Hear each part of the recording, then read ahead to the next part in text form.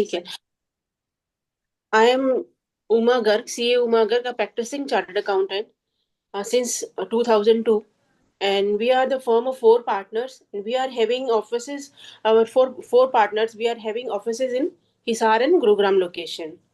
So, on the behalf of GWCAA Association, I welcome you all the participants, our co-host, our host, and our speaker, Ma'am CA Hemlata Saini ji. I welcome you all. As we all Thank you. know, the Gurugram Women's Chartered Accountant Association, it is an association which was formed for the purpose of training, knowledge sharing, professional development, and growth of the members of the ICI across the India. So this is the association which is conducting the webinars and seminars for the various professional development programs. This GST learning series is also a part of it.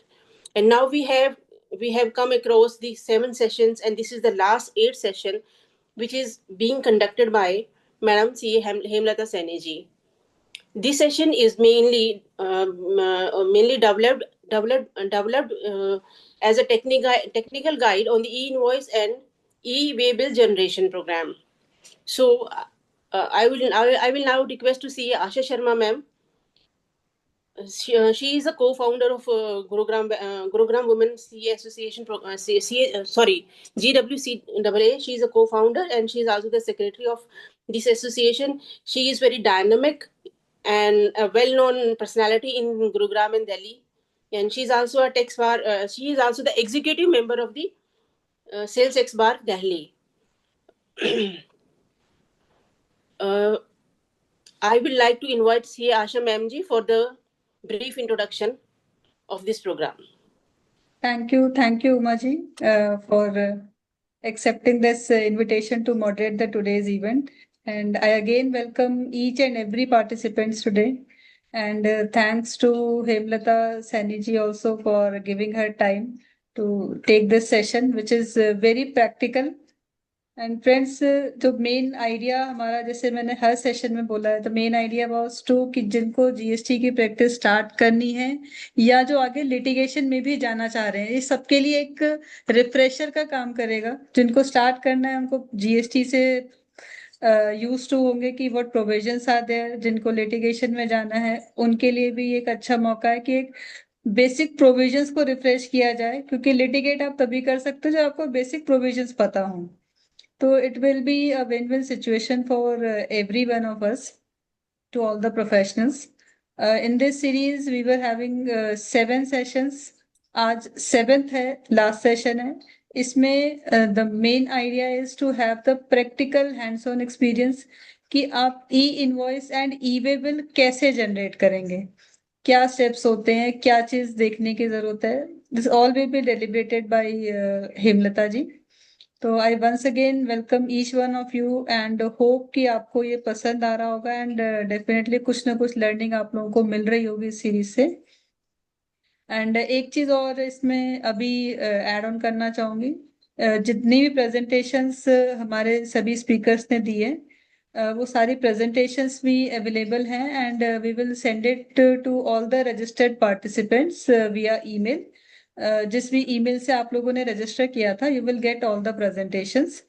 तो with this, now again over to you, Umaji, for giving brief introduction of our speaker today, so that we can start the session. Over to you, Umaji. Okay, thank you, Asha ji. So I would like to invite and introduce Mrs. CA Hemlata Saini ji. She is a fellow chartered accountant of ICI with 14 plus experience and expertise in finance, accounts, auditing, and taxation. She is currently serving as a partner at Pradeep K. Saini and Associates, a Gurugram-based chartered accountancy firm established in 2011. The firm is providing end-to-end business accounting, auditing, and taxation services. Her core specializations are in the following areas: GST compliances and litigation. She is specialist in GST regulatory compliances, filings, notice management, and dispute resolutions. In the area of statutory and tax audit, she has a comprehensive audit experience, and she is providing the auditing services across manufacturing, trading, services, real estate, and other specialized sectors. She is also working as a taxation advisor and the company GST and Company Act provision, and also conducting the advisory functions and compliance functions in the Income Tax Act and GST Act provisions. She has done.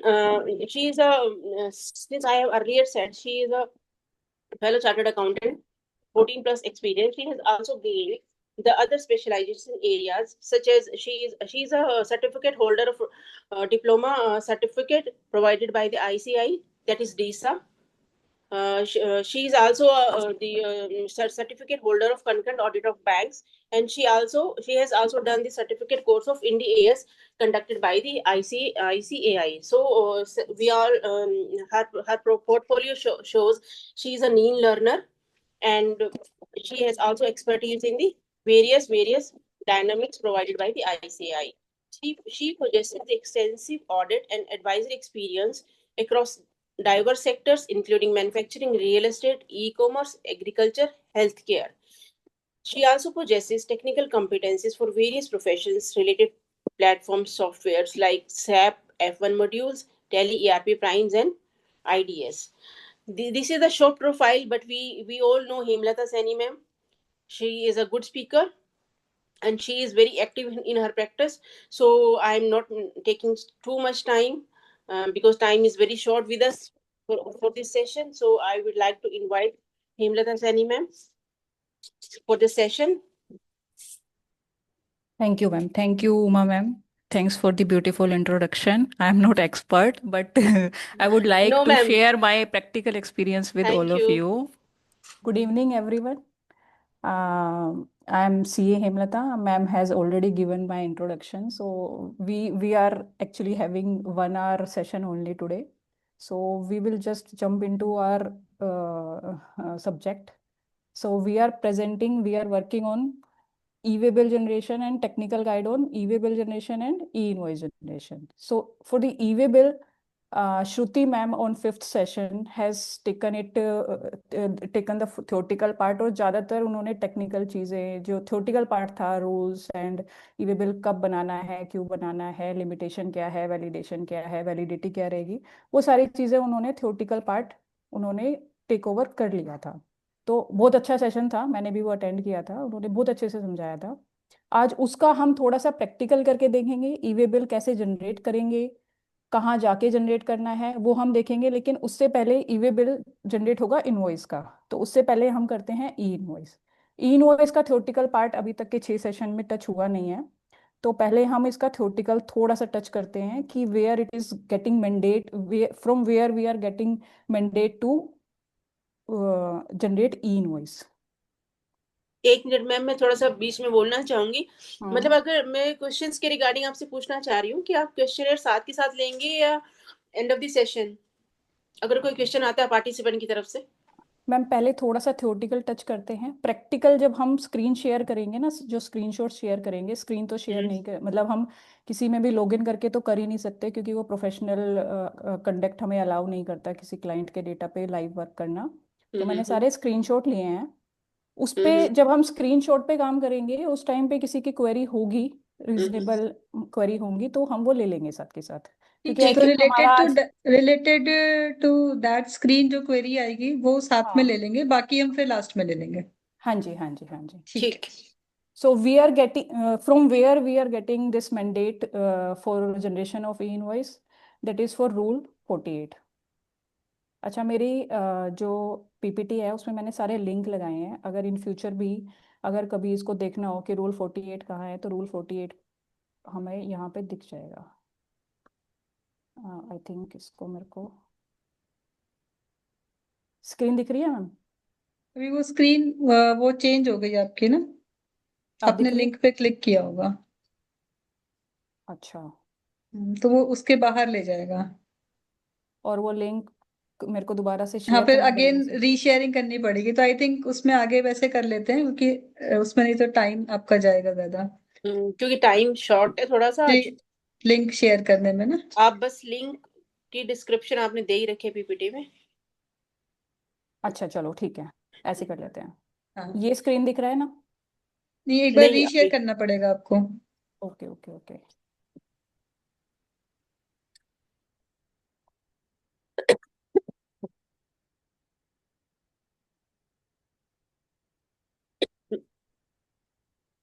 Sorry.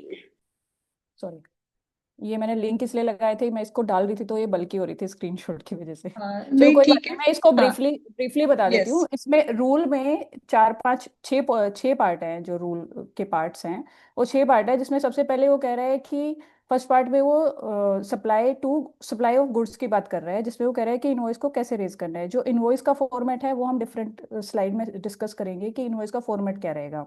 लेकिन वो कह रहा है कि invoice raise कैसे करना है। Invoice raise करना है गुड्स के केस में, आपको ओरिजिनल टू रिसिपिएंट करना है, डुप्लीकेट टू ट्रांसपोर्टर करना है, और ट्रिप्लीकेट टू सप्लायर करना है। सर्विसेज के केस में सिर्फ ओरिजिनल फॉर रिसिपिएंट और डुप्लीकेट फॉर सप्लायर रहेगा। और उसके बाद जो तीसरा रूल है वो ये कहता है कि आपकी एक सीरीज चलनी चाहिए, इनवॉइस नंबर रहना चाहिए, इनवॉइस नंबर जो आपका जीएसटी पोर्टल पे दिखना चाहिए। जो फोर्थ सब रूल आया है ना, उस फोर्थ सब रूल में वो उसको मैंडेट करता है कि एक specified class of tax payer को गवर्नमेंट जब चाहे तब वो मैंडेटरी कर सकती है कि इनवॉइस में आना है या किस तरह से आपको ई इनवॉइस में जाना है। तो उस सब रूल को यूज करते हुए नोटिफिकेशन जो सबसे पहला हमारा इशू हुआ है, जिसमें हमारा ये आया है कि हमें किस किस क्लास ऑफ पर्सन को, किस क्लास ऑफ टैक्स पेयर को ई इनवॉइस जनरेट करना है, वो सबसे पहले आया था 13/20। 13/20 में हमारा सबसे पहला आया था, जिसमें ये कह रहे थे कि 100 करोड़ से ऊपर के टर्नओवर पर ई इनवॉइस जनरेट करना है, जिसको इन्होंने बाद में चेंज कर दिया था 61/20 से कि 100 करोड़ नहीं आएगा, वो 500 करोड़ आएगा। तो जो सबसे पहला मैंडेट आया है इनवॉइस जनरेट करने का, वो आया है 500 करोड़ पे। वो कब से स्टार्ट हुआ था? 1 अक्टूबर 20 से। अब जब इन्होंने 500 करोड़ किया था तो इन्होंने कहीं भी ये डिफाइन नहीं किया था कि जो टर्नओवर देखना है वो कैसे करना है। तो टर्नओवर देखना कैसे है, मतलब उसमें सिर्फ लिखा था इंडिया फाइनेंशियल ईयर, उसमें ये डिफाइन नहीं था कि प्रीसीडिंग फाइनेंशियल ईयर देखना है या करंट फाइनेंशियल ईयर देखना है। तो जो ऑब्जर्वेशन निकल के आ रही थी वो यही आ रही थी कि प्रीसीडिंग फाइनेंशियल ईयर देखना है। लेकिन जब 70/20, इसके साथ ही 61 के साथ ही एक कुछ दिनों बाद ही, कुछ दिनों बाद भी नहीं, मतलब अगर आपका 1 अक्टूबर 20 से ई इनवॉइस जनरेशन का मैंडेट आया था 500 से ऊपर वालों के लिए, तो उससे एक दिन पहले 30 सितंबर 20 को इन्होंने डिफाइन करा उसको, टर्नओवर को, कि टर्नओवर देखना कौन सा है। तो इन्होंने कहा था कि 2017 से लेके आज तक का टर्नओवर देखना है। किसी भी प्रीसीडिंग फाइनेंशियल ईयर में अगर 500 करोड़ से ऊपर गया है तो आपको ई इनवॉइस जनरेट करना है। और सिर्फ एक ही नोटिफिकेशन ऐसा है जो टर्नओवर देखना कौन सा है ये बताता है, वो है 70/20, जिसमें वो कहते हैं कि आपको टर्नओवर देखना कैसे है। आज तक भी यही रूल है कि 2017 से लेके आज तक किसी भी ईयर में आपका टर्नओवर, जो ये लिमिट बता रहे हैं सब रूल 48 के 4 सब रूल में बता रहे हैं कि इनवॉइस जनरेट करना है, तो कब से देखना है? 2017 में। तो आज की डेट में अगर आप देखोगे ना, ओवर द टाइम पीरियड, 1 जनवरी 21 से हमारा टर्नओवर 100 करोड़ हो गया था। 1 अप्रैल 21 से हमारा टर्नओवर, स्क्रीन दिख रही है ना सबको? यस, बस उसको स्लाइड शो मोड में कर लें तो बेटर दिखेगा। एक सेकंड। हाँ फर्स्ट अब ठीक। अप्रैल 21 से 50 करोड़ हुआ था, और 1 अप्रैल 22 से ये 20 करोड़ हुआ था। और आज की डेट में ये आज की डेट में मतलब बीच में अक्टूबर 22 में 100 हुआ है, और अगस्त 2023 से ये 5 CR हो गया है। तो आज की डेट में भी ये 5 CR है। लेकिन ये 5 CR देखना कब से है? ये देखना है 2017 से लेके आज तक। अगर किसी का किसी एक साल में भी 5 CR से ऊपर गया है 2017 से लेके आज तक, तो उस पे ई इनवॉइस जनरेट करना मैंडेटरी हो जाएगा। चाहे वो आज की डेट में या पिछले फाइनेंशियल ईयर में उसने 5 करोड़ से कम का काम किया है, लेकिन आज की डेट में वो मैंडेटरी हो जाता है। ठीक है। ई इनवॉइस को रूल मैंडेट कौन कर रहा है? रूल 45 कर रहा है। ई इनवॉइस है क्या? ई इनवॉइस का जो पोर्टल है, ई इनवॉइस का पोर्टल है इनवॉइस जनरेशन पोर्टल। ई इनवॉइस 1 है और अब 2 भी आ गया पैरेलली। जैसे ई वेबल का 1 और 2 आया है, ऐसे जो मैं श्रुति मैम ने last to last day discuss किया था, जैसे ई वे बिल का 1 और 2 आया है कि किसी भी वजह से वो चले ना तो 1 और 2 दोनों सिस्टम एक साथ काम करेंगे। वो ERP portal e invoice generate नहीं करता है, वो सिर्फ आपके इनवॉइस की स्टैंडर्ड फॉर्मेट में डिटेल लेके उसको जो है वैलिडेट करता है, और एक यूनिक रेफरेंस नंबर और एक क्यूआर कोड जनरेट करके आपके इनवॉइस पे डाल देते हैं। ठीक है, इसका फायदा क्या है? इसका फायदा यही है कि एक यूनिक वैलिडिटी हो जाती है आपकी इनवॉइस की, और इसका इंटरपेरेबिलिटी रह जाती है जीएसटी में, कि वो ई इनवॉइस जो है ई वे बिल पे भी उठ जाएगा, वो आपकी GSTR 1 से भी ऑटोमेटिकली डेटा उठ के चला जाएगा। और जब भी वो ई इनवॉइस जब जनरेट होता है तो वो आपका कोई डुप्लीकेसी जनरेट नहीं होने देता, वो एक सीक्वेंस में चलेगा। एक इनवॉइस पहले जनरेट हो गया तो ऐसा नहीं है कि वो 2 बार जनरेट हो सकता है। वो ऑल्दो ये GSTR 1 में भी फाइल करते हैं हम, तब भी वो डी डुप्लीकेट करता है, लेकिन ये क्या है, रियल टाइम बेसिस पे करता है। अब इसमें कंप्लाई किस किस को करना है? आज की डेट में अगर देखें तो जिसका भी टर्नओवर 5 करोड़ से ऊपर है 2017 से लेके आज तक, उसको ई इनवॉइस कंप्लाई करना है। किस पे कंप्लाई करना है? B2B सप्लाई पे करना है, B2G पे करना है। B2G means business to government. Government इसमें स्पेशली इसलिए लिखा गया है कि गवर्नमेंट के कई बार तो पेन बेस्ड टैन नंबर होते हैं, GST नंबर होते हैं, कई बार टैन बेस्ड भी होते हैं। तो टैन बेस पे इनपुट उनको मिलता नहीं है, however it is consumer based ही, वो भी कंजम्पशन में ही जाता है, उनको जीएसटी का इनपुट मिलता नहीं है, लेकिन उसका ई इनवॉइस जनरेट होगा। इवन आरसीएम पे अगर आप कोई जीएसटी का बिल रेज कर रहे हो जिसमें आपको जीएसटी की कोई लाइबिलिटी नहीं है, उसका भी ई इनवॉइस जनरेट होगा। एक्सपोर्ट का भी ई इनवॉइस जनरेट होगा, डीम्ड एक्सपोर्ट का भी इनवॉइस जनरेट होगा। SCZ और SCZ यूनिट, SCZ डेवलपर को भी कोई आप अगर सप्लाई कर रहे हो तो उसका भी जीएसटी ई इनवॉइस जनरेट होगा। एग्जेम्प्ट कौन है? ये स्पेसिफाइड क्लास ऑफ कैटेगरी है, insurance, banking, GTA. GTA exempt है जीएसटी नंबर से, लेकिन अगर कोई एक ही जीएसटी नंबर पे जीटीए भी कर रहा है और कुछ और सर्विस भी दे रहा है टैक्सीबल, तो वो कहीं ना कहीं फंस जाएगा। तो इट इज रिकमेंडेड कि जीटीए के लिए आप अगर आरसीएम में काम कर रहे हो, जीटीए सर्विसेज में काम कर रहे हो, तो उसके लिए आप एक अलग नंबर लो। SCZ यूनिट भी जीएस इनवॉइस जनरेट करने से एग्जाम्प्ट है। डेवलपर नहीं है, SCZ यूनिट है। Government department and government local authorities they are exempt. अब ई इनवॉइस जनरेट करने से पहले हम उसकी एक मैंडेटरी फॉर्मेट और मैंडेटरी फील्ड हम एक बार चेक कर लेते हैं। वैसे मैंने इसमें लिंक लगाया था, पर लिंक में प्रॉब्लम वही आ रही है कि हमें वो दिख नहीं रहा है। इसमें मेन हमारे जीएसटी एक्ट में, लॉ में, रूल्स में कहीं पे भी कोई ई इनवॉइस मतलब टैक्स इनवॉइस का कोई स्पेसिफाइड फॉर्मेट कहीं पे भी नहीं दिया हुआ है। वहां पे सिर्फ रूल 48 46 में मैंडेटरी फील्ड्स दी हुई हैं। मैंडेटरी फील्ड्स को ही आपको ई इनवॉइस में किसी भी फॉर्मेट में आपको जो फॉर्मेट पसंद आया उसमें डाल के वो फील्ड्स पूरी होनी चाहिए।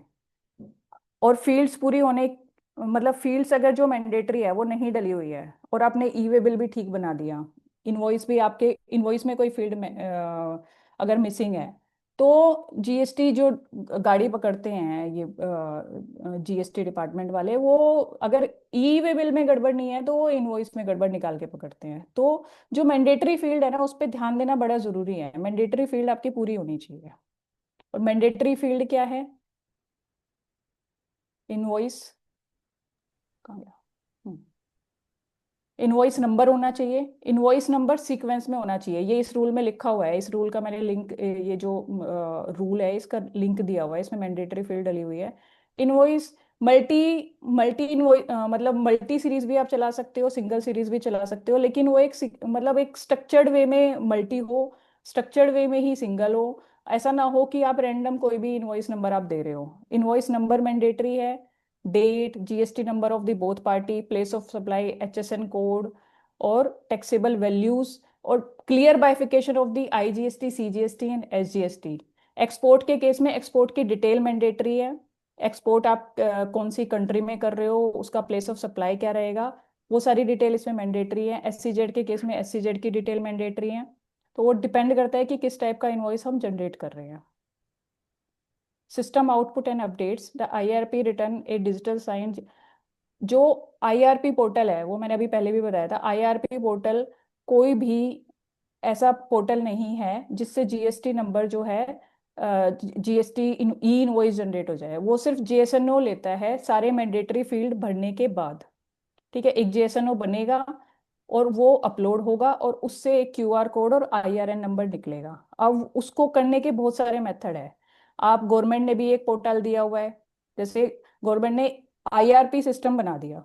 आईआरपी सिस्टम से सीधा जनरेट नहीं हो रहा, लेकिन उसने एक पैरेलल एक सॉफ्टवेयर मतलब वेबसाइट बनाई है, प्लस में यूटिलिटी भी उन्होंने दी है। उसके अलावा जो भी आप सिस्टम यूज कर रहे हो, चाहे आप टैली कर रहे हो, चाहे आप कंप्यूटेक्स कर रहे हो, चाहे आप कोई और सॉफ्टवेयर यूज कर रहे हो, उसमें भी आप इसको साथ के साथ डाल के और वहां से भी जनरेट कर सकते हो। वहां से जेएसएनओ जनरेट होगा, जो आईआरपी पोर्टल पे जाके अपलोड होगा, और फिर वहां से इनवॉइस जनरेट होगा।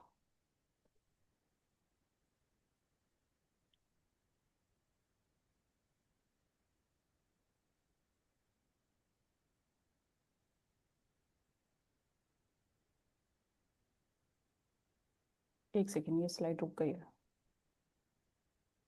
मीनवाइल मैडम, एक क्वेश्चन बीच में किसी ने किया है, लिमिट्स के रिगार्डिंग ही है कि हम्म अगर विद इन अ ईयर, अभी न्यूली इनकॉर्पोरेट कंपनी है, जुलाई में 25 में इनकॉर्पोरेट हुई है, हम्म। और अभी उसकी टर्नओवर जनवरी 26 में 5 करोड़ से एक्सीड कर जाएगी, तो क्या उसे करना पड़ेगा? तो ये थोड़ा क्वेश्चन आप देख लेते हैं वो अभी। नेक्स्ट ईयर से करना है, उनको अप्रैल से करना है, अभी नहीं करना। अभी नहीं करना, ओके। तो ठीक है, फिर मुझे लगता है उनको उनकी क्वेरी का आंसर मिल गया है। मैम ये स्क्रीन आपको कौन से वाली दिख रही है, एप्लीकेबिलिटी वाली? Regulatory timelines. हाँ, ये यहीं पे फ्रीज हो गई है। हाँ, अब चेंज हुआ है अभी, e invoice format and fields आ रहा है अभी। हम्म। हम्म अब इम्प्लीमेंटेशन चेकलिस्ट आ गई। हम्म। करंट स्लाइड करना है मुझे, बिगनिंग से कर दिया था मैंने। हाँ जी, इम्प्लीमेंटेशन चेकलिस्ट में देखो, हम we are all chartered accountant, we are here to learn the process. हम मतलब हम at the end we are not going to generate the invoice and e way bill. हमें तो सिर्फ सामने वाले को ट्रेन करना है या अपने स्टाफ को ट्रेन करना है। We are not going to generate the each e invoice and each e way bill. तो हमें ये पता होना चाहिए कि अगर किसी भी कंपनी का इम्प्लीमेंटेशन कराना है तो उसके लिए हमें क्या क्या देखना है उसमें। जैसे अभी मैम, जिस भी मैम ने अभी ये क्वेश्चन पूछा था कि अगर 5 करोड़ से इस टर्नओवर अभी जनवरी तक हो गया तो उसका क्या करना है, वो हमें पिछले साल का देखना है। नई न्यूली इनकॉर्पोरेटेड कंपनी है और अभी तक कोई भी टर्नओवर उसका हुआ नहीं था, पहला उसका ईयर ही 2017 से लेके अभी तक ये वाला है, तो ये ईयर पूरा होगा। उसके बाद हमें नेक्स्ट ईयर के लिए इनवॉइस का थ्रेशोल्ड लिमिट देखना है, और जो ये थ्रेशोल्ड लिमिट देखना है ये भी पैन इंडिया देखना है, ये सिंगल टैक्स पेयर नहीं देखना आपका। वो जनरल मतलब जहां पे भी थ्रेशोल्ड लिमिट देखना है जीएसटी एक्ट में, वो हमेशा ही पैन इंडिया देखना है। ये तो अंडरस्टूड है सबके लिए, जीएसटीआर 99C के लिए भी देखना है, किसी भी चीज के लिए देखना है तो पैन इंडिया देखना है। ऐसे ही ई इनवॉइस के लिए भी वही रूल चल रहा है कि वो पैन इंडिया पे देखना है। फिर देखना कब से है, 2017 से लेके अभी तक देखना है, लेकिन हम देखेंगे कब, कोई ईयर क्लोज होगा उसके बाद देखेंगे। तो अभी हमारा कोई ईयर ही क्लोज नहीं हुआ है न्यूली इनकॉर्पोरेटेड कंपनी के केस में, तो उसमें भी हम ये देखेंगे कि ईयर क्लोज होने के बाद हमारा आज तक 5 करोड़ से ऊपर कब गया है। तो अप्रैल ऑनवर्ड होगा, ठीक है। फिर हमें क्या करना है, मान लो हम कहते हैं 5 करोड़ से ऊपर चला गया हमारा टर्नओवर, 5 करोड़ से ऊपर जाने के बाद हमें क्या करना है, हमें सबसे पहले अपना ईआरपी साइट पे रजिस्ट्रेशन करना है, हमें उसका अनेबलमेंट करना है।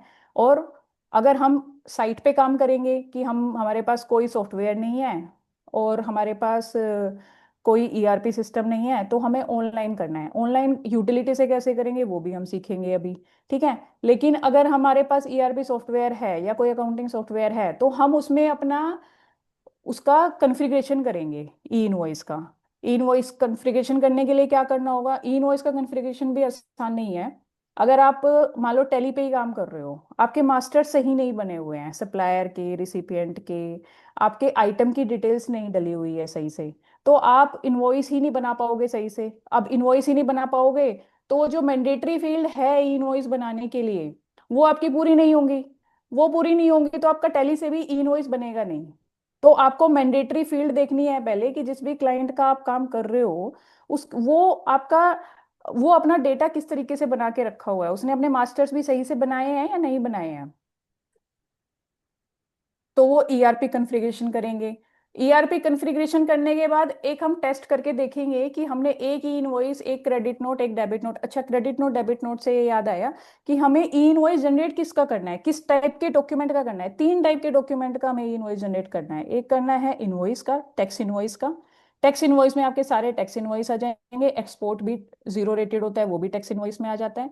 उसके क्रेडिट नोट और उसके डेबिट नोट, 3 टाइप के डॉक्यूमेंट को ही हमें इनवॉइस में लेके जाना है, टैक्स इनवॉइस, क्रेडिट नोट और डेबिट नोट, ठीक है। उसके बाद हम टेस्ट करके देख लेंगे कि जेएसएनओ जनरेट होके ई इनवॉइस जनरेट हो रहा है तो मतलब it is ready to do. उसमें फिर हमें कुछ भी नहीं करना, बस इनवॉइस बनेगा टैली पे, वहीं पे यस यस क्लिक होगा और वो अपने आप जनरेट हो जाएगा। लेकिन वो प्रैक्टिकली कैसे होगा वो आज मैंने पूरा स्क्रीनशॉट के थ्रू बनाया हुआ है। फिर आएगा रिपोर्टिंग कंट्रोल। एक तो ना रिपोर्टिंग कंट्रोल में एक प्रॉब्लम ये आती है इसमें, ई इनवॉइस में ईआरपी पोर्टल पे सिर्फ 3 दिन के ही ई इनवॉइस आप देख सकते हो या 3 दिन की ही रिपोर्ट आप देख सकते हो। उससे ज्यादा देखने के लिए आपको जीएसटीआर 1 के टैब पे जाना पड़ेगा। यहाँ से ईआरपी से आप 3 दिन से ज्यादा की रिपोर्ट नहीं देख सकते। तो ऑलमोस्ट ये जो भी जिसको भी ये इनवॉइस जनरेट करने का काम दिया जाएगा उसको कहीं ना कहीं डेली बेसिस पे ही रिपोर्टिंग कंट्रोल रखना पड़ेगा। यही पॉइंट नंबर 5 और 6 में हमारी यही बात चल रही है। अच्छा, जिस पे जीएसटी ई इनवॉइस एप्लीकेबल नहीं है उसको क्या करना है, इनवॉइस जनरेट करना है नॉर्मल जिस भी सॉफ्टवेयर पे करे या एक्सेल पे करे या जिस भी तरीके से वो इनवॉइस जनरेट करे उसको जीएसटीआर 1 में डालना है और ई वे बिल जनरेट कर देना है। वो उसको मतलब पोर्टल पे जाके करेगा या टेली से करेगा, कैसे भी करेगा। लेकिन जिस पे ई इनवॉइस मैंडेटरी है वो क्या करेगा, पहले इनवॉइस बनाएगा, उसका ई इनवॉइस बनाएगा, ई इनवॉइस की सारी डिटेल्स आप उसके इनवॉइस पे होनी चाहिए, या फिर जो ई इनवॉइस के पोर्टल से प्रिंट निकलता है ई इनवॉइस का वो यूज करेगा। दोनों ऑप्शन है और उसको फिर आगे पास ऑन करेगा। वही डेटा आपका ई वे बिल में और वही डेटा आपका जीएसटीआर 1 में ट्रेवल करेगा। जीएसटीआर 1 में आपका डेटा वहां आ जाता है, वो मैं दिखाऊंगी कहाँ से आता है। सबसे पहले हम एलिजिबिलिटी चेक करते हैं। अब पूरा आगे सारा प्रैक्टिकल है। ई इनवॉइस जनरेशन के लिए हम अपनी एलिजिबिलिटी चेक करेंगे इस साइट पे जाके। ठीक है जी। How to generate e way bill, ये वेबसाइट है। यहाँ पे पहले जनरेशन करना है, अनेबल करना है, जीएसटी नंबर चेक करना है, ये सारे वही स्टेप्स हैं। ये देखो अनेबल कहाँ से होगा, ये जीएसटी की साइट है ई इनवॉइस 1 gst.gov.in। इस पे रजिस्ट्रेशन पे क्लिक करके यहाँ पे सबसे पहले जब सबसे पहली बार आप जीएसटी नंबर अपना ई इनवॉइस का सिस्टम सेट कर रहे हो तो आपको सबसे पहले जाके ई इनवॉइस को अनेबल करना है। इस पे जाके आप अपना जीएसटी नंबर डालोगे, यहाँ से ओटीपी आएगा, जो भी आपके रजिस्टर्ड नंबर होंगे उस पर ओटीपी आएगा। कुछ ऐसा दिखेगा स्क्रीन, फिर कुछ ऐसा स्क्रीन दिखेगा ओटीपी डालने के बाद। फिर आपको यूजर आईडी पासवर्ड, इस स्क्रीन के बाद आपको यूजर आईडी पासवर्ड बनाने का ऑप्शन आएगा। यूजर आईडी पासवर्ड बनाने के बाद आप उस पर लॉगिन कर सकते हो, ओटीपी के थ्रू होगा लॉगिन। ठीक है, फिर कुछ ऐसी स्क्रीन दिखेगी, यहाँ से ई इनवॉइस का ऑप्शन आएगा। अच्छा, इस ई इनवॉइस के ऑप्शन में सिर्फ आप ई इनवॉइस पे क्लिक करोगे तो आपको सिर्फ जेएसएनओ सिलेक्ट करने का ऑप्शन आएगा और कोई ऑप्शन नहीं आएगा। और इसी इसी टैब में आपके पास कैंसिल करने का ऑप्शन आएगा जो कि सिर्फ 24 आवर्स तक ही वैलिड रहेगा। उसके बाद वो ऑप्शन नहीं देता ई इनवॉइस को जनरेट, मतलब 24 आवर्स के अंदर अंदर जो ई इनवॉइस बने हैं सिर्फ उसको कैंसिल करने का ऑप्शन आएगा। अगर मेरी स्पीड ज़्यादा हो स्क्रीन खोलने के लिए, क्योंकि आप ये स्क्रीन ना साथ साथ खोल सकते हो, अगर आपके पास किसी के क्रेडेंशियल भी हैं तो वो भी आप साथ के साथ खोल के देख सकते हो जो भी पार्टिसिपेंट है। अब देखो मैं डिस्कस कर रही थी कि ई इनवॉइस के हम जनरेट कैसे कर सकते हैं। यहाँ पे मैंने बताया कि इस यहाँ पे ई इनवॉइस पे जाके सिर्फ जेएसएनओ सिलेक्ट करने का ऑप्शन आता है। जेएसएनओ सिलेक्ट करेंगे, एक क्यूआर कोड जनरेट हो जाएगा, ई इनवॉइस जनरेट हो जाएगा। और यहाँ से अगर आप प्रिंट दोगे तो डेट से भी 3 दिन तक डेट से भी आ जाएगा कि कौन कौन से इनवॉइस जनरेट करें। नहीं तो एक्नॉलेजमेंट नंबर डालोगे या आईआरपी नंबर डालोगे तो यहाँ से प्रिंट हो जाएगा that invoice is also valid. पर यहाँ से बनाने का ऑप्शन आपको कहीं नहीं मिल रहा, ई इनवॉइस बनाने का ऑप्शन आपको कहीं से नहीं मिल रहा। तो आप ई इनवॉइस कैसे बना सकते हो, या तो वेब पोर्टल से बना सकते हो। ठीक है, वेब पोर्टल अभी हम डिस्कस करेंगे। उसके अलावा अगर आप वेब पोर्टल से नहीं बनाना चाहते तो आप ऑफलाइन टूल से बना सकते हो। और अगर आपके बल्क हैं, जैसे अगर 5 6 4 5 इस टाइप के हैं तो आप ऑनलाइन ऑफलाइन टूल से भी बना सकते हो, वेब पोर्टल से भी बना सकते हो। लेकिन बल्क जनरेशन है अगर तो उसके लिए एक्सेल यूटिलिटी अलग है। वो 4 5 4 फॉर्मेट में है, वो format A B C D। तो वो किस टाइप के फॉर्मेट से आपको ज़्यादा स्पीड आती है, किस टाइप के फॉर्मेट से आपको मतलब जल्दी कॉपी पेस्ट होता है। लेकिन वैसे प्रैक्टिकली अगर देखा जाए बल्क IRN का ऑप्शन ऑफलाइन यूटिलिटी मेरे हिसाब से कोई यूज़ नहीं करता है, क्योंकि जहाँ पे भी बल्क वाला काम है वो सब ERP सिस्टम या कोई ना कोई अकाउंटिंग सॉफ्टवेयर यूज़ करते हैं।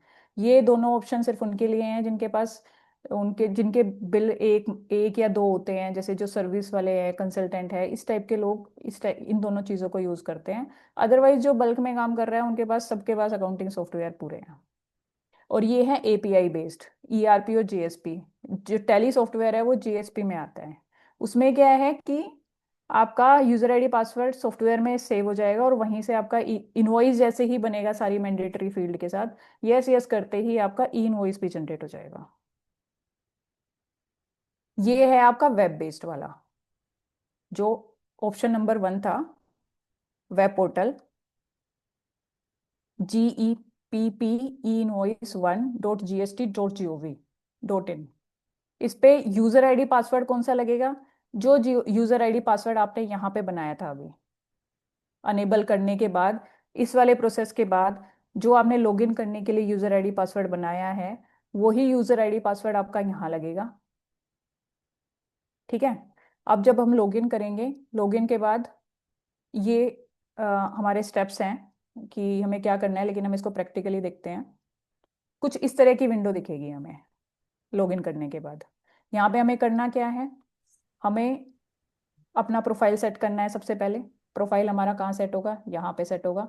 प्रोफाइल में ज़्यादातर चीज़ें अपने आप ही ऑटन ड्रिवन है, अपने आप ही आ जाएंगी। आप इसमें ना लोगो लगा सकते हो, जैसे आपको कोई अपना लोगो लगाना है या कुछ आपने रजिस्टर कराया है वो लगाना है, साइन लगाने हैं, इस टाइप की चीज़ें आप अपनी प्रोफाइल में एडिट करके लगा सकते हो। उसके बाद क्या करना है, रिसिपिएंट के मास्टर बनाने हैं, प्रोडक्ट के मास्टर बनाने हैं, और फिर ई इनवॉइस जनरेट होगा। तो रिसिपिएंट और प्रोडक्ट के मास्टर कहाँ से बनेंगे? रिसिपिएंट और प्रोडक्ट के मास्टर बने बिना यहाँ पे भी ई इनवॉइस जनरेट नहीं हो सकता। आप ऐसा नहीं है कि वहाँ पे सिंगल सिंगल डालो, आपको पहले मास्टर बनाने पड़ेंगे। ये है रिसिपिएंट मास्टर का ऑप्शन, ये है प्रोडक्ट मास्टर का ऑप्शन। यहाँ पे हमने रिसिपिएंट मास्टर बनाया, ये रिसिपिएंट मास्टर है। ऐड रिसिपिएंट किया, सारी चीज़ें डाली, कुछ इस तरीके से हमारे पास रिसिपिएंट दिख जाएंगे। ठीक है, GST नंबर के साथ यहाँ पे 2 की लिस्ट आ गई। यहाँ पे प्रोडक्ट के मास्टर आ गए, जिसमें हम क्या डाल रहे हैं, डिस्क्रिप्शन डाल रहे हैं, HSN कोड डाल रहे हैं, यूनिट टाइप डाल रहे हैं, यूनिट प्राइस डाल रहे हैं, रेट, अगर कोई सेस है तो, मतलब जो भी इसका बेसिक मास्टर बनेगा HSN कोड के हिसाब से वो बना दिया। ये प्रोडक्ट मास्टर आ गए, हमने 2 3 जितने भी बनाए, जितने हमारा यूजफुल है इनवॉइस के लिए। और ये सेव रहेंगे, ऐसा नहीं है कि ये हट जाएंगे, ये सेव रहेंगे इस पोर्टल पे। फिर हमने इनवॉइस जनरेट पे क्लिक किया, यहाँ पे क्रिएट इनवॉइस। ठीक है, अब हमने यहाँ पे बताया कि सप्लाई का टाइप क्या है। ई इनवॉइस किस किस पे एप्लीकेबल है? B2B पे एप्लीकेबल है, B2G B2B की कैटेगरी में आता है। B2B पे एप्लीकेबल है, SEZ पे एप्लीकेबल है, एक्सपोर्ट पे और डीम्ड एक्सपोर्ट पे। अब ये इनवॉइस सप्लाई का टाइप क्यों दिया हुआ है? क्योंकि सप्लाई का के टाइप से आपकी इनवॉइस की डिटेल चेंज हो जाएगी। जैसे अगर हम एक्सपोर्ट पे क्लिक कर देंगे तो ये जो मैंडेटरी फील्ड है ना आपकी रिसिपिएंट डिटेल में, GST नंबर मैंडेटरी फील्ड हो जाती है, लेकिन जब एक्सपोर्ट पे क्लिक कर देंगे तो वो मैंडेटरी फील्ड नहीं रहेगी। तो इसलिए ये सप्लाई के टाइप का आपको ऑप्शन दिया गया है। तो अब हम मान लो बेसिक लेके चलते हैं, B2B किया, इंटरस्टेट है या नहीं है, IGST इस पे है या नहीं है, रिवर्स चार्ज का भी इनवॉइस होता है, अगर रिवर्स चार्ज वाला हमारा इनवॉइस है तो यस करना है, रिवर्स चार्ज वाला नहीं है तो हमें नो करना है। किस टाइप का इनवॉइस है? टैक्स इनवॉइस है, डेबिट नोट है या क्रेडिट नोट है, ये हमने सिलेक्ट कर लिया। अपना डॉक्यूमेंट नंबर डाला और डॉक्यूमेंट डेट डाला। फिर हम आएंगे रिसिपिएंट डिटेल पे, हमने अपना रिसिपिएंट चूज कर लिया। ठीक है, ट्रांजेक्शन टाइप चूज कर लिया, रेगुलर है।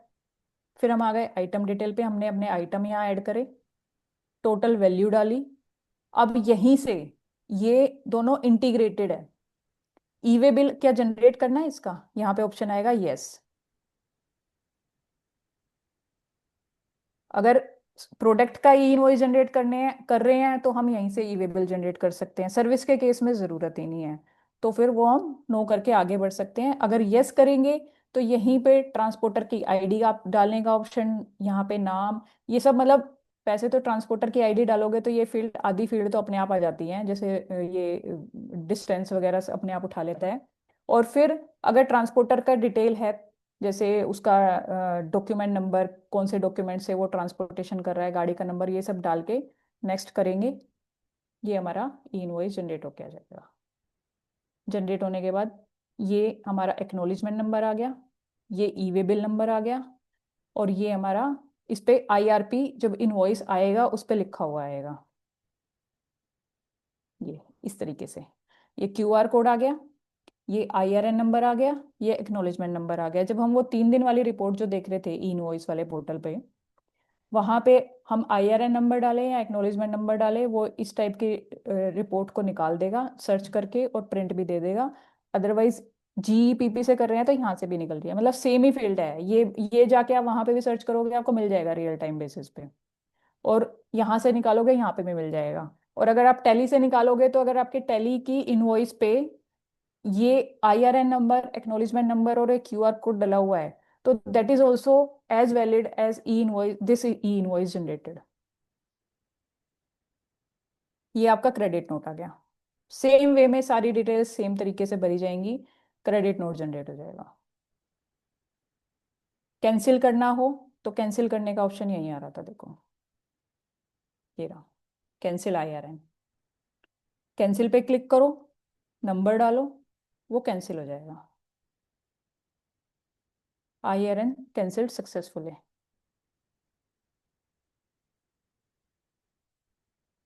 ये पूरा है ऑनलाइन वाला जो इस वेबसाइट से काम कर रहे हैं।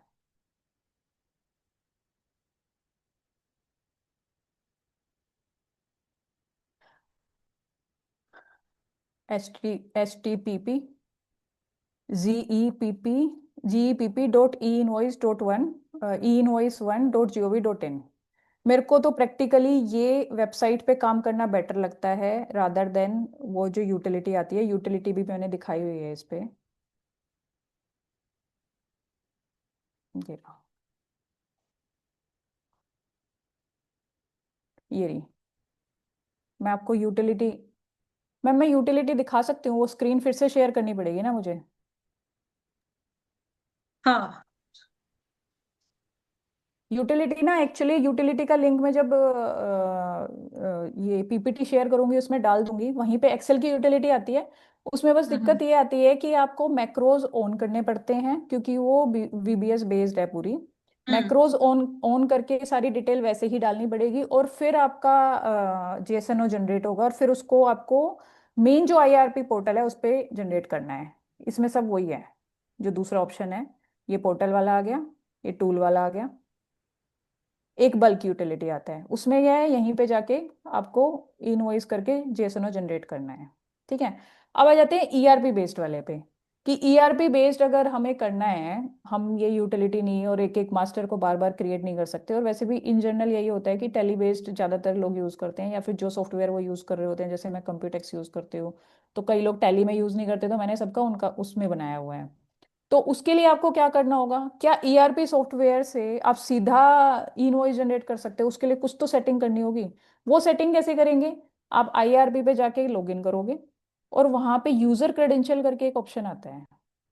यूजर क्रेडेंशियल में क्रिएट एपीआई यूजर आता है, इस तरह से स्क्रीन आएगी, उसमें उस पर क्लिक करेंगे हम।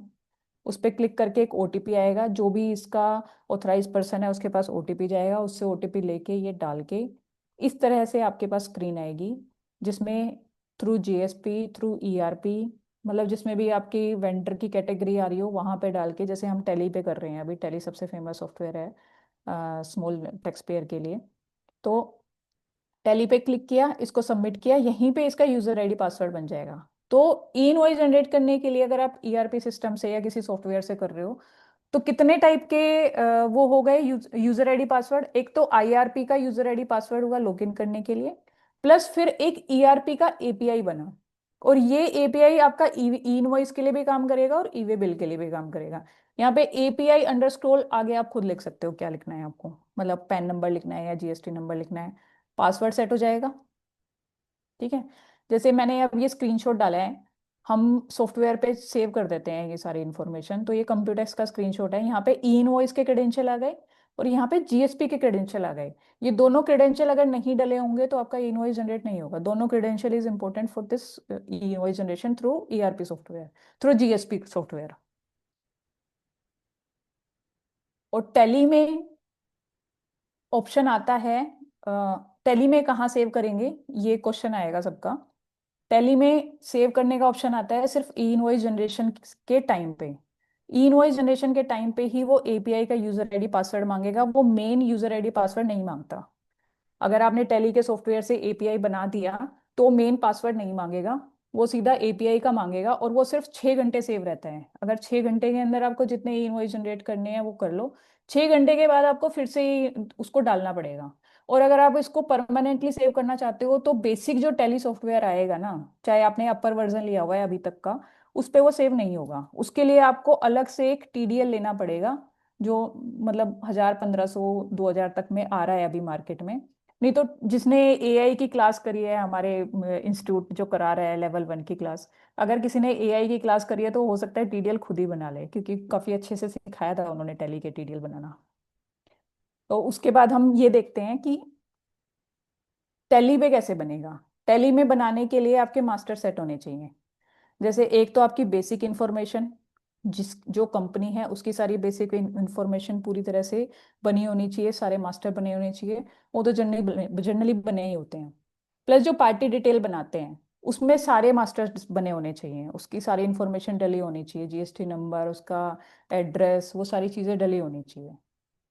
अगर वो डली हैं तो जैसे ही हम F8 करके सेल इनवॉइस बनाएंगे, यहाँ पार्टी नेम आएगा, पार्टी नेम के बाद ये इंफॉर्मेशन आएगी। ये इंफॉर्मेशन पूरी आनी चाहिए कि डिस्पैच कहाँ से हो रहा है, डेस्टिनेशन क्या है। अगर गुड्स की बात कर रही हूँ मैं, सर्विस के केस में ये डिटेल अवॉइड भी हो सकती है। ये पार्टी की डिटेल आ गई जीएसटी नंबर के साथ, इस तरह की विंडो खुलती चली जाएंगी आपकी। ये आइटम आ गया, ये दोनों आइटम आ गए। अब जो ये ऑप्शन है यहाँ पे यस और नो का, अभी मैंने जो स्क्रीनशॉट लिए हैं ये उस इनवॉइस का लिया है जिसके ई इनवॉइस ऑलरेडी जनरेटेड है। तो वो सिर्फ ये पूछ रहा है कि ई इनवॉइस जो है आपको क्या डिटेल चाहिए, देखनी है अभी। लेकिन जब इसको आप फ्रेश बनाओगे एज एन इनवॉइस तो पूछेगा कि do you want to generate e invoice and e way bill.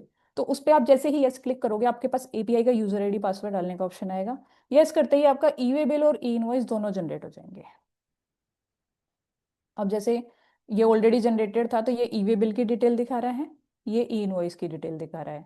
ठीक है, यही डिटेल आपकी जनरेटेड ई इनवॉइस में आ जाएगी।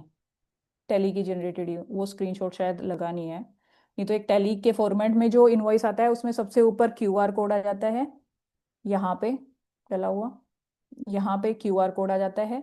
ऐसे ही यहाँ पे आईआरएन नंबर और एक्नॉलेजमेंट नंबर आ जाता है, दैट इज ऑल्सो वैलिड।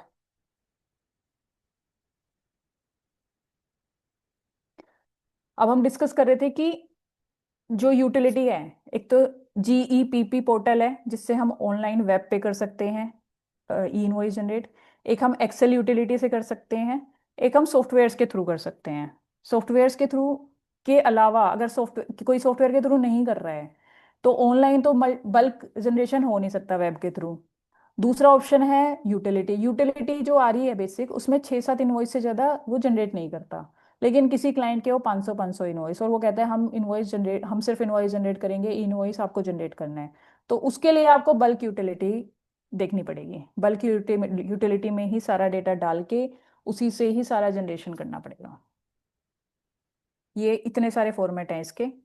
इसके नीचे मैं लिंक डाल दूंगी कि वो यूटिलिटी मिलेगी कहाँ, तो आप यूटिलिटी निकाल सकते हो, नहीं तो मैं यूटिलिटी अलग से शेयर कर दूंगी। हाँ, मैं इस स्क्रीन की बात कर रही थी। यहाँ पे जो डेटा आता है वो सिर्फ 3 दिन का आता है। आप किसी भी 3 दिन पुराने एक्नॉलेजमेंट नंबर, मतलब 4 दिन पुराने एक्नॉलेजमेंट नंबर को यहाँ डालोगे वो उसको सर्च नहीं करेगा। अगर आप चाहते हो कि मैं देखूं कि मैंने कितने इनवॉइस पिछले महीने में जनरेट किए हैं, वो कहाँ मिलेंगे, वो R1 के नीचे इस वाली डिटेल में मिलेंगे, download detail from E invoice. अब अब क्वेश्चन ये आता है कि क्या ई इनवॉइस जनरेट हो गया तो क्या हमारा R1 का डेटा फ्रीज हो गया।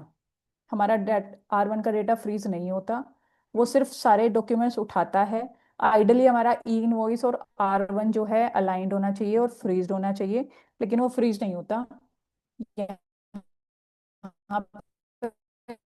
एडिट करने के ऑप्शन उसमें है, लेकिन जैसे ही इनवॉइस 12780 नहीं है, मेरा इनवॉइस 127 है, तो ये एडिट तो हो जाएगा, लेकिन आपका यहाँ से IRN नंबर और IRN डेट हट जाएगी।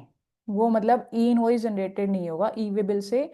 जैसे यहाँ से आ रहा है ना, ये जो सोर्स है ई इनवॉइस, ये सोर्स हट जाएगा, ये IRN नंबर हट जाएगा, ये IRN डेट हट जाएगी। ये हमारे साथ प्रैक्टिकली हमने भी तब नोट किया ये।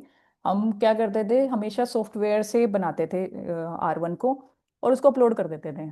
हमने कभी ध्यान ही नहीं दिया कि IRN, स्टार्टिंग की बात है ये, जब 100 करोड़ पे आया था तो हम किसी क्लाइंट का करते थे, तो हम उसी पैटर्न में चल रहे थे कि सॉफ्टवेयर से बनाया, ई इनवॉइस का JSON अपलोड वो जनरेट किया और ऑनलाइन अपलोड कर दिया। उससे क्या है, दिक्कत क्या आई कि सबके IRN हट गए। फिर हमने एक दिन ये नोट किया, 5-6 महीने निकल गए, 5-6 महीने की रिटर्न ऐसे ही चली गई। तो उसके बाद हमने नोट किया कि ये तो IRN नंबर को हटा रहा है, तो कल को क्वेश्चन आ सकता है कि आपने इन इनवॉइसेस का आपने ई इनवॉइस जनरेट नहीं करा है। तो इसलिए फिर अब हम क्या करते हैं, पोर्टल पे जो आ रहा होता है बस उसको रिकंसाइल करते हैं अपने सॉफ्टवेयर के साथ, मतलब जो भी डेटा क्लाइंट प्रोवाइड करता है उसके साथ रिकंसाइल करते हैं और रिकंसाइल करके उसको अपलोड करते हैं। उसमें बस HSN, अच्छा इससे क्या HSN आता है? इससे HSN नहीं आता। ये जो डिटेल आती है, हम ई इनवॉइस जनरेट करते हैं HSN के साथ, तो आइडली HSN आना चाहिए, लेकिन HSN नहीं आता। HSN और डॉक्यूमेंट डिटेल हमेशा खुद भरनी पड़ती है। आइडली डॉक्यूमेंट डिटेल भी आनी चाहिए और HSN भी आना चाहिए। इसके बेनिफिट क्या है मैम? अगर प्रैक्टिकल में किसी को कोई क्वेश्चन हो तो हम अभी ले सकते हैं ई इनवॉइस के, क्योंकि ई इनवॉइस का प्रैक्टिकल ऑलमोस्ट क्लोज हो चुका है मेरी तरफ से।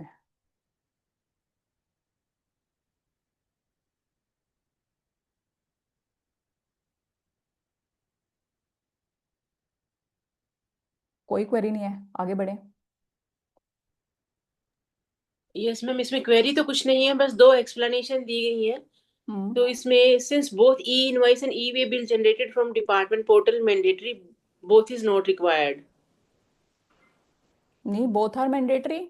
Since both e-invoice and e-way bill generated from department portal, mandating both is not required. मुझे ये कुछ क्लैरिटी नहीं आ रही है, इसमें क्या कहना चाह रहा है? Actually, I think he wants to suggest कि उसको अलग अलग रखने की जरूरत क्या है, दोनों के दोनों डिपार्टमेंट के ही हैं, तो सेम पोर्टल के थ्रू वो कर सकते थे इसे।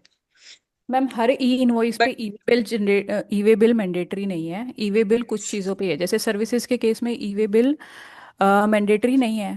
अगर आप एग्जैक्टली। वर्क कॉन्ट्रैक्ट कर रहे हो तो भी डिलीवरी चलान के थ्रू सारी शिपमेंट जाएगी और उसी के थ्रू सारा जाएगा, तो सर्विस के केस में तो ई वे बिल है नहीं। यस। तो डिपार्टमेंट तो वैसे बहुत कुछ कर सकता है, GSTR 1 के साथ ही वहीं पे HSN हम डलवा के और वहीं से सब कुछ जनरेट करा ले, लेकिन शायद वो बल्कि हो जाएगा, क्योंकि आप देखोगे ना ई इनवॉइस तो कितने सारे हैं उसमें। बल्कि हो जाएगा एंड ऑल। फिर इसमें क्या है कि आप हर एसएससी हर टैक्स पेयर के लिए आप सेम चीज नहीं रख सकते, बिकॉज नहीं रख अलग सकते। अलग कैटेगरी है सारी की सारी। गुड्स और सर्विसेज अपने आप में बहुत मेजर एक डिफरेंस है, तो सबके लिए सब चीजें रखेंगे तो भी एक प्रॉब्लम होने वाली है। ईज ऑफ बिजनेस तो पूरी तरह से ही खत्म हो जाएगा जो बचा हुआ और है। दूसरी दूसरी चीज ये है कि ई वे बिल पहले आया है। ई वे बिल तो मतलब आई स्टार्टिंग थिंक से ही हो गया। जीएसटी में कुछ महीने ही ऐसे थे जिसमें ई वे बिल नहीं था, अदरवाइज ई वे बिल पहले से आया है। तो उसके लिए सिस्टम डेवलप हो गया, उसके बाद ई इनवॉइस को लेके आए हो। ई इनवॉइस को लाने में भी इन्होंने 2 बार सोचा है कि 100 करोड़ वालों को लाएं, फिर उन्होंने सोचा नहीं नहीं नहीं, 100 करोड़ वाले ज्यादा हो जाएंगे अभी के लिए, अभी हम टेस्ट बेसिस पे करें कि जो बड़े बड़े लोग हैं वही कर पाए। फिर ये धीरे धीरे ग्रेजुअली सबको लेके आए हैं, अब अगला टारगेट तो 2 करोड़ ही है। तो वो देखो हम्म। वो भी रिसेंटली आने ही वाला है, ले ही कि आएंगे उसको भी जल्दी। ले आएंगे। एक वो क्वेरी है इसमें Hema ma'am, which e invoices are required in RCM? RCM के लिए इसमें पूछा गया है। मैम देखो RCM में ना सबको कंफ्यूजन होती है। RCM में 2 इनवॉइस होते हैं, एक तो हम सेल्फ इनवॉइस करते हैं, हम एज एन RCM में जब हम रिसिपिएंट होते हैं, ठीक है, उस पे ई इनवॉइस नहीं है। हम RCM का इनवॉइस सामने वाले को दे रहे हैं एज ए सप्लायर, तो उस पे ई इनवॉइस है। इसलिए आप देखोगे ना इस वाली स्क्रीन में, यहाँ पे ऑप्शन दिया हुआ है, ये रहा,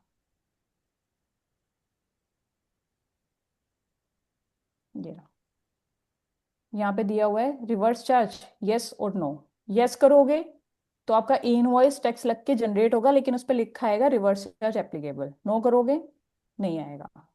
एज एन टैक्स इनवॉइस आप उसमें लायबल टू पे होंगे। तो आरसीएम में जीएसटी एप्लीकेबल है। ठीक है संध्या मैम, मुझे लगता है आपकी क्वेरी सॉल्व हो गई है। एक और कोई क्वेरी हो तो प्रकाश सर का एक और है बीच में। वंस ई इनवॉइस और e way bill generated then the details auto populate in GSTR 1। Sir e invoice की डिटेल तो ऑटो पॉपुलेट हो जाती है R1 में, हाँ हो राइट? जाती है ना, ये होती सर है वो, हाँ वो ऑलरेडी ऑटो होती है। पॉपुलेट हो रही है। यस यस, ये तो This is प्रैक्टिकली the हम देखते हैं, ये auto this is the populated होती है। screen. This is the screen how it is auto populated. Yes, आगे कंटिन्यू करते हैं। ठीक है। बेनिफिट क्या है कि ई इनवॉइस टाइम से जनरेट होगा, आपके R1 में भी रिफ्लेक्ट हो गया, तो कहीं ना कहीं क्लाइंट को भी ये लगता है कि अब तो R1 में दिखाना ही पड़ेगा, दिखाई देना चाहिए, मैच होना चाहिए, मैचिंग कंसेप्ट को देखें। तो फिर आईटीसी क्लेम अगर टाइम से जीएसटी रिटर्न में भी जाएगा तो हमें टाइम से टूबी में भी दिखेगा और हम टाइम से आईटीसी भी ले सकेंगे।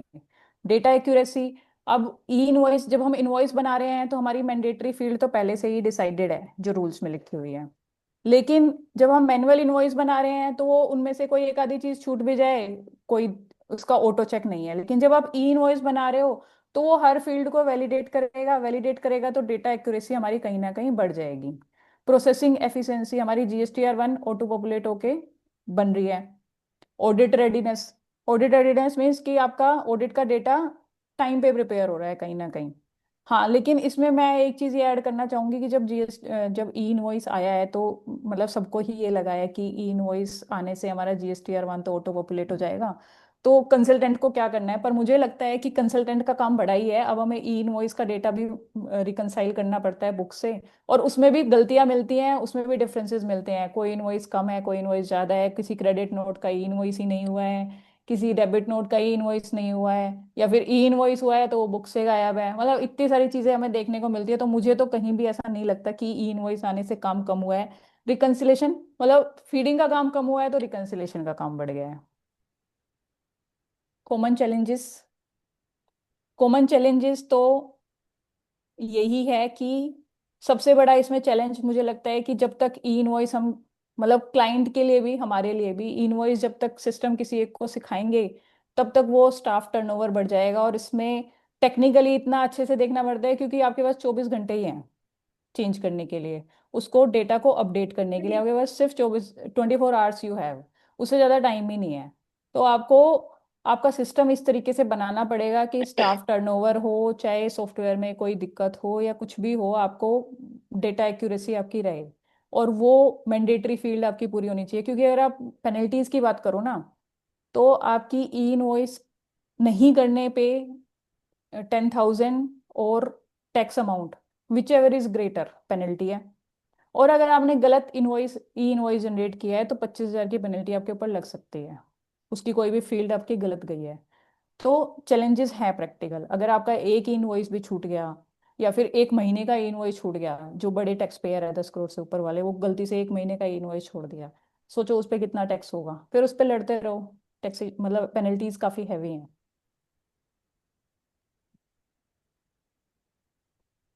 ठीक है सर, ई इनवॉइस में I think there is no further queries or no doubt, so we should proceed to the e-way bill। E-way bill pay Shruti ma'am का सेशन में ज़्यादातर वैलिडिटी, डिस्टेंस रूल, ये सब चीज़ें कवर हो गई थी और हमारा टाइम भी ऑलमोस्ट पूरा हो गया है। तो इसको स्किप करते हुए, एग्जेम्पशन भी उन्होंने ले लिया था, लिमिट्स भी उन्होंने ले ली थी, हाउ टू जनरेट पे चलते हैं।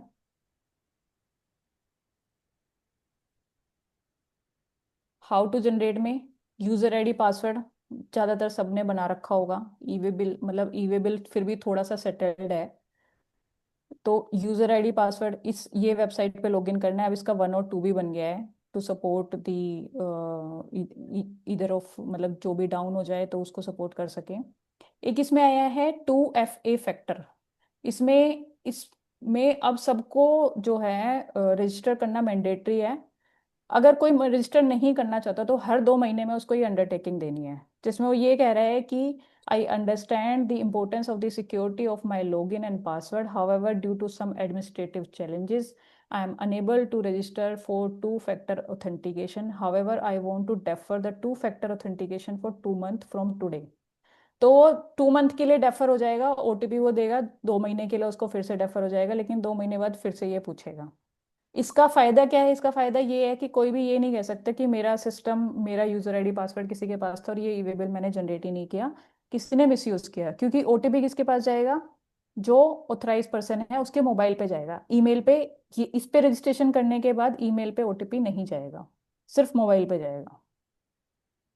ईवे बिल जनरेट कहाँ से करना है?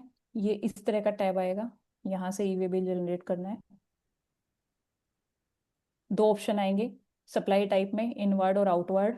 तो जनरली हम आउटवर्ड में लाइबल होते हैं ईवे बिल जनरेट करने में। इनवर्ड में कहाँ होते हैं वो हम एंड में डिस्कस करेंगे। सब टाइप में क्या है? Supply, export, job work, SKD, CKD, इसको हम डिस्कस करेंगे। Recipient unknown, for own use, exhibition, others. ठीक है, यहाँ पे हमें डालना है बिल फ्रॉम, जो हमारा हम बिल कर रहे हैं उसकी डिटेल, जो ऑटो पॉपुलेटेड होके आती है जनरली। और यहाँ पे हम जैसे ही जीएसटी नंबर डालेंगे तो ये रिसिपिएंट की डिटेल आ जाएगी। अगर हमारा बिल फ्रॉम जैसे कहीं से भी है गुड़गांव में, लेकिन हम डिस्पैच कहीं और से कर रहे हैं, मान लो गुड़गांव में ही हमारी 2 फैक्ट्री हैं, एक फैक्ट्री है एक वेयर हाउस है, तो हम कभी कोई वेयर हाउस से डिस्पैच कर रहे हैं तो हम यहाँ डिस्पैच फॉर्म में, फ्रॉम में ये डाल देंगे फील्ड। लेकिन रजिस्टर्ड दोनों होने चाहिए, अनरजिस्टर्ड नहीं होना चाहिए, वरना वो गाड़ी पकड़ने में यही इशू क्रिएट करेंगे कि ये अनरजिस्टर्ड एड्रेस है आपका। जो भी आप यहाँ पे एड्रेस डालोगे वो आपका एडिशनल प्लेस ऑफ बिजनेस में होना चाहिए। तो हम डिस्पैच फ्रॉम का भी ऑप्शन आता है। ऐसे ही जिसको हम बिल कर रहे हैं उसको बिल टू करेंगे, उसका बिल का एड्रेस कुछ और है लेकिन वो शिप कहीं और करा रहा है, तो वो यहाँ पे आ जाएगा। यहाँ पे आइटम डिटेल आएंगी, product name, description, HSN code, quantity, unit, taxable value, GST rate. और नीचे ये हो गया आपका पार्ट ए वाला पूरा। नीचे आएगा पार्ट बी, जिसमें आप ट्रांसपोर्टर आईडी डालोगे तो ट्रांसपोर्टर नेम अपने आप आ जाएगा। यहाँ पे किलोमीटर जो है आपके ऑटो कैलकुलेट हो जाएंगे। ठीक है, ये आ गया आपका आउटवर्ड का सप्लाई का।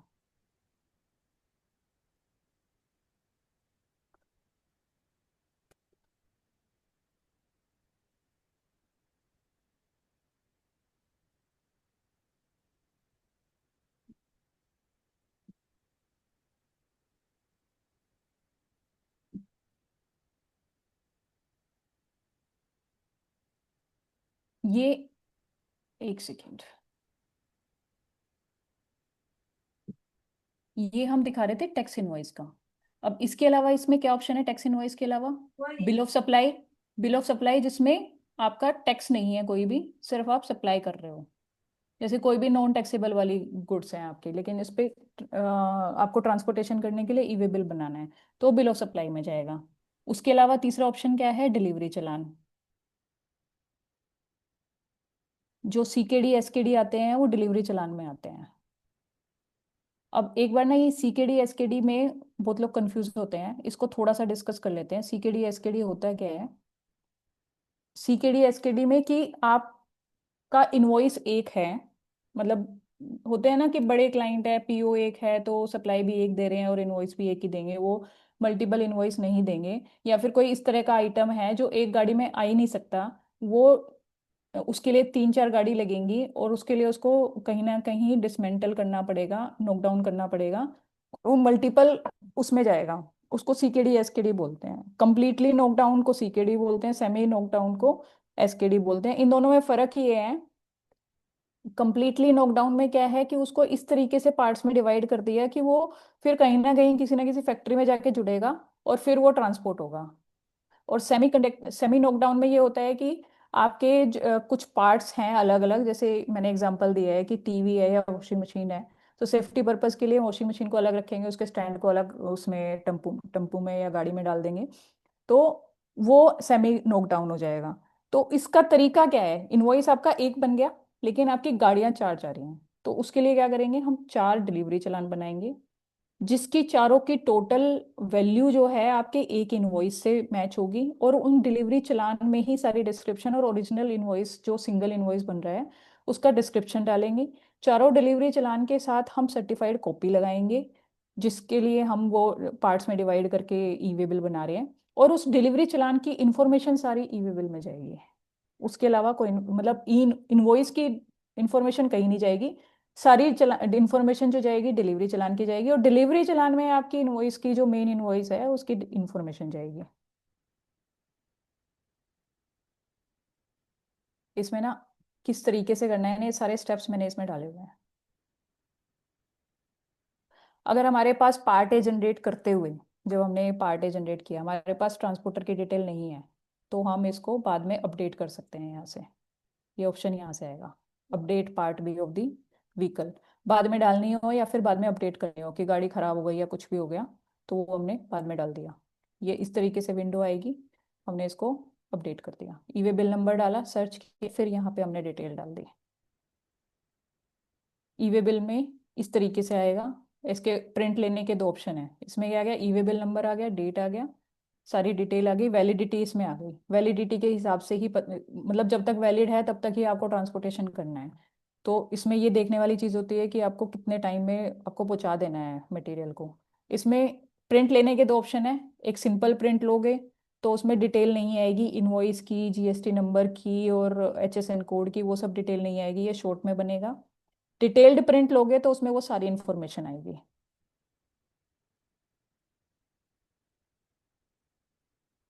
तो ई वे बिल में प्रैक्टिकल जनरेट करने में कोई डाउट है तो वो हम ले सकते हैं। उसके बाद मैं रूल 55 में एक टॉपिक को टच करना चाहूंगी, जो प्रैक्टिकली मतलब थोड़ा सा कभी कभी काम आता है।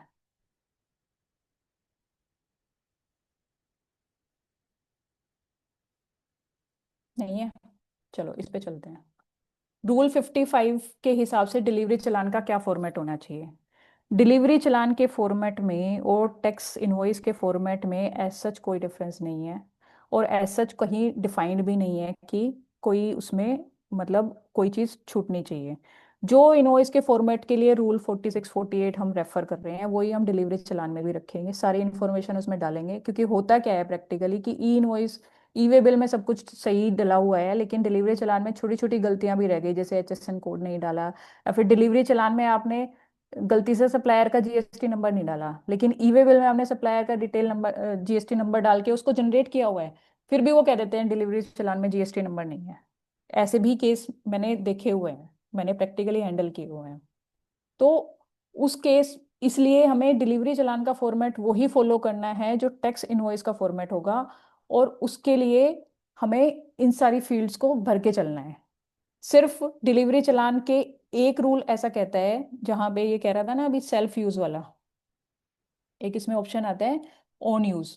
ऑन यूज के केस में क्या होगा, आपका जीएसटी नंबर यहाँ पे भी आएगा और आपका जीएसटी नंबर नीचे इसमें भी आएगा। जैसे अगर आप ओन यूज पे जैसे ही क्लिक करोगे, आपका जीएसटी नंबर यहाँ भी आ रहा है, आपका जीएसटी नंबर यहाँ पे भी आएगा। ठीक है। ओन यूज के केस में अगर आपका इंट्रा स्टेट सप्लाई है, सिर्फ इंट्रा स्टेट, इंटर स्टेट भी नहीं, क्योंकि इंटर स्टेट में आपका जीएसटी नंबर चेंज हो जाता है, सेम नहीं आता। इंट्रा स्टेट अगर आपका सप्लाई है और आप सप्लाई कर रहे हो एक फैक्ट्री से दूसरी फैक्ट्री ओन यूज में, तो आपको डिलीवरी चालान पे जीएसटी डालने की जरूरत नहीं है। या फिर मान लो आपने फैक्ट्री शिफ्ट करनी है, तो आप कैपिटल गुड्स भी शिफ्ट करोगे, अपनी मशीनरी भी शिफ्ट करोगे, अपना रॉ मटेरियल भी शिफ्ट करोगे, सारी चीजें शिफ्ट करोगे, तो सिर्फ उस केस में आपको डिलीवरी चालान पे जीएसटी नंबर डालने की जरूरत नहीं है। और उसमें लिख भी दो क्लियरली कि movement for the reason other than supply under rule rule 55। Other than supply है अगर, क्योंकि ओन सप्लाई है इंट्रा स्टेट, तो उसमें जीएसटी नंबर अलग से शो करने की जरूरत नहीं है। बाकी सब केस में जीएसटी नंबर शो करना मैंडेटरी है। अब मेरी तरफ से ये क्लोज है। If there is any query we can take.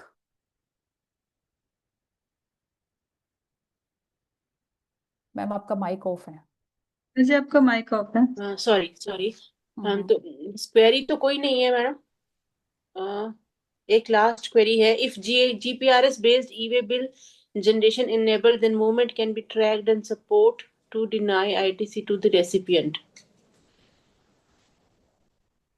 If GPRS GPRS based e-way bill generation enabled, then movement can be tracked and support to deny ITC to the recipient. ये शायद प्रकाश sir की तरफ से कुछ inputs दिए गए हैं मेरे ख्याल से।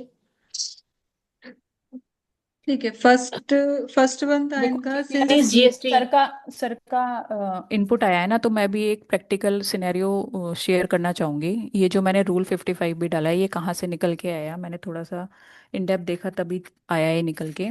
एक बार क्या हुआ था कि हमारी गाड़ी निकली थी यहाँ सेक्टर 37 से, और उसका जो ई वे बिल बन रहा था वो दूसरी फैक्ट्री से बना दिया उन्होंने, जो कि थी झज्जर में। वो झज्जर से ई वे बिल बना, मतलब बिल फ्रॉम झज्जर हुआ, और वो सप्लाई कहीं गुड़गांव में ही कहीं हो रहा था। और वो बना था 5 मिनट पहले, उसको हीरो होंडा चौक पे पकड़ लिया। अब ये प्रैक्टिकली अंडरस्टूड है कि वो झज्जर की गाड़ी 5 मिनट में तो ई वे बिल लेके यहाँ नहीं आ सकती। और उसमें बिल फ्रॉम भी नहीं लिखा था कहीं, या डिस्पैच फ्रॉम भी कहीं नहीं लिखा था, उसमें सीधा लिखा था कि झज्जर से ये जहाँ भी जा रही है, आई थिंक सोनीपत जा रही थी या कहीं, सोनीपत नहीं, आई थिंक ये इस पे जा रही थी, रेवाड़ी के साइड कहीं जा रही थी। तो वो इस तरीके से चीजें पकड़ी जाती हैं। अब वो पकड़ते कैसे हैं, वहां से जब डीप डाइव हुआ ना ऑफिसर के साथ, वो पकड़ते कैसे हैं, वो सीधा गाड़ी नंबर डालते हैं। ठीक है, तो जीपीएस की भी जरूरत नहीं है उनको। वो गाड़ी नंबर डालेंगे जैसे ही, गाड़ी नंबर से ही ये पता चल जाता है उनको कि आज इस गाड़ी नंबर पे कितने इवेबल बने हैं, कौन कौन से इवेबल बने हैं, और वो कहाँ से कहाँ जा रही है। अब वो गाड़ी नंबर डालते ही ई वे बिल की डिटेल आ गई। ई वे बिल खोल के देखा तो वो झज्जर से रेवाड़ी कहीं जा रहा है। ठीक है, लेकिन वो गाड़ी कहाँ मिली है उनको, 5-10 मिनट बाद या आधे घंटे बाद, मतलब जितना देर में ड्राइव वो नहीं कर सकता झज्जर से गुड़गांव, उससे कम टाइम में उसको गाड़ी वहां मिल रही है, तो उसको शक हो गया, वो गाड़ी पकड़ के बैठ गया। फिर वो एक पूरी एक्सरसाइज हो जाती है गाड़ी छुड़ाना। तो एक इसमें सर का क्वेरी तो इनपुट है कि among E invoice and e way bill. मतलब मैं ये कहना चाहती हूँ, जीपीएस सिस्टम की ऑफिसर को जरूरत नहीं है, वो तो गाड़ी नंबर डालते ही देख लेगा। जीपीएस सिस्टम को देखो, अगर जीपीएस सिस्टम भी होता है, कौन कितना कैसे ट्रैक कर लेगा, उसके लिए भी कोई ना कोई अलग से विंग बनेगी, तभी हो पाएगा। Yes, another ठीक है। sir का input है कि among e-invoice and e-waybill, e-initiative, why SMS method of generating is not enabled, as internet facility is not available in all the places. Sir e invoice में से जितने डेटा को ये कैप्चर कर रहे हैं, हम्म। उतना एसएमएस के थ्रू इनवॉइस करेक्टली बन पाना तो it's not feasible in my view. तो यस क्योंकि लिमिटेशन आ जाएगी ना वहां पे, इनपुट्स की लिमिटेशन भी आ जाएंगी ना फिर। And in addition to that, there is bulk upload facility is also there on the portal. आप एक बार बना के आप बल्क अपलोड भी कर सकते हैं इस चीज को, तो that can be done, that facility has been provided. Next query आ रही है विशाल HSN बहल जी कोड, की। हाँ। यस सुमा जी। हाँ जी, HSN code 4 digit is sufficient, वो पूछ रहे हैं शायद कि 4 डिजिट सफिशिएंट है नहीं टैक्स नहीं, जो इनवॉइसिंग के हमारे रूल्स हैं अभी कि 4 किस पे लगेगा, 6 किस पे लगेगा, 8 किस पे लगेगा, उसके हिसाब से देखना पड़ेगा। लिए। Okay, thank four you. तो 4 तो अभी किसी पे है ही नहीं, 6 तो सब पे ही है मैंडेटरी, 4 वाला तो अभी कोई बच्चा ही नहीं है। बचा है मैम, आशा मैम? मेरे हिसाब से 4 वाला तो कोई नहीं बचा है, 6 पे है, सारे below 6 digit below mandatory. Below 5 CR turnover पे है ना? नहीं नहीं, नहीं है, आई थिंक बिलो 5 पे भी नहीं है। बिलो 5 वन पे 4 डिजिट है। मेरे ख्याल से है बिलो 5 पे। बिलो 5 CR पे 4 digit HSN is required, and above 5 CR पे 6 digit is mandatory. तो फिर वो उस हिसाब से देखा जाएगा कि आपका एचएसएन जो जीएसटीआर 1 में मैंडेटरी है, वही आपका ई इनवॉइस में मैंडेटरी है। The one problem which we faced in one of our client, वहां पे उसकी turnover less than 5 CR है, बट जो जीएसटी पोर्टल है जहाँ पे हम लोग रिटर्न फाइल करते हैं, on that portal it is on the dashboard it is showing as above कुछ 5 CR का फिगर, वो उसने ऑटोमेटिक जो ग्रॉस कैलकुलेट करता है वो ऑटोमेटिकली 5 CR से अबव कर दिया, और अब जब भी उसकी R1 फाइल करते हैं तो वहां पे कहते हैं 6 digit is mandatory for you.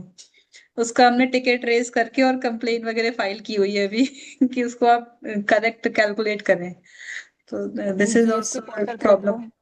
तो जीएसटी पोर्टल पे तो अभी पिछले 2-3 महीने में टेक्निकल इशू बहुत सारे आए हैं, जैसे डेली जीएसटीआर कुछ ना 1 कुछ फाइल एरर आ करके रहा है जीएसटीआर 1 पोर्टल पे की तो। डिटेल ही नहीं आ रही है, मेरे एक क्लाइंट में ऐसा हुआ है, जीएसटीआर 1 ही नहीं आ रही है, जबकि उसकी 3 भी ऑटो पॉपुलेट होके आ रही है। तो इन केस तो अगर हो सकता आज के टॉपिक से रिलेटेड किसी की कोई क्वेरी है बची हुई तो दैट वी कैन डिस्कस, और otherwise we will proceed for the closure of our series. तो So next participants are requested to. participants, if anyone wants to discuss any issue, they can unmute and we can discuss, or otherwise in the next 30 seconds.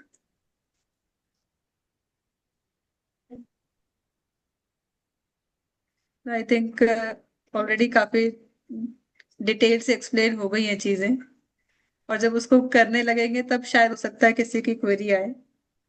Yes.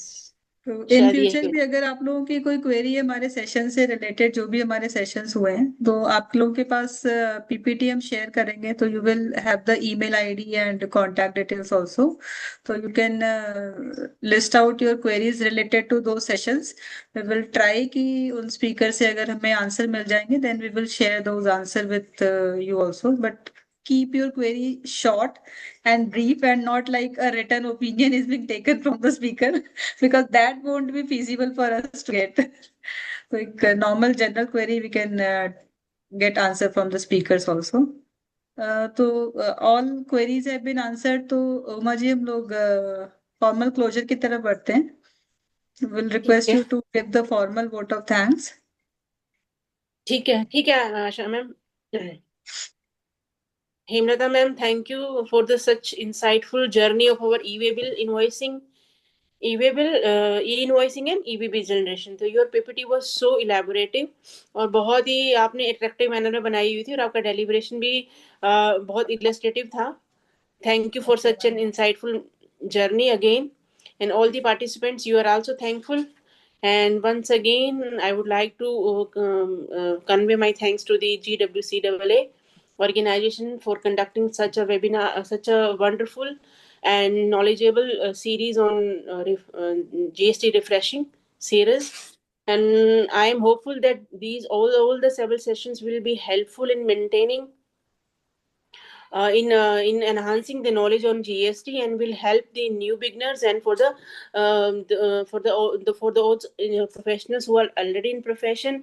In this these series must have proven very knowledgeable to all of us. Thank you for conducting such good seminars, and I convey my best wishes for the future seminars also. Okay, thank you so much Thank you, ma'am. to Thank you. our Thank you for speaker giving this today. platform. Thank you, Thank you, ma'am. ma'am. Speaker ma'am, आपकी PPT share कर दीजिएगा. हाँ जी. Thanks to each of the participants who have spared their time to join this live webinar.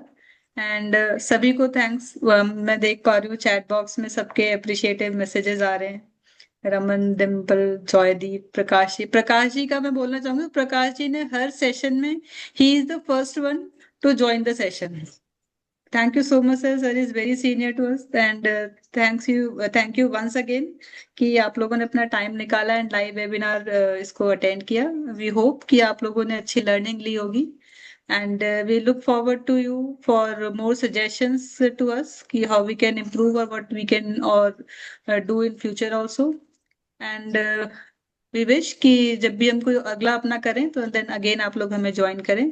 With this, we are closing this series of GST refresher. Thank you so much. Thank you so much, Thank everyone. you. everybody. Thank you all. Thank you, Asha ma'am. Thank you, Amrita Thank you. ma'am. Thank Good you. evening and good night. Good Good. night.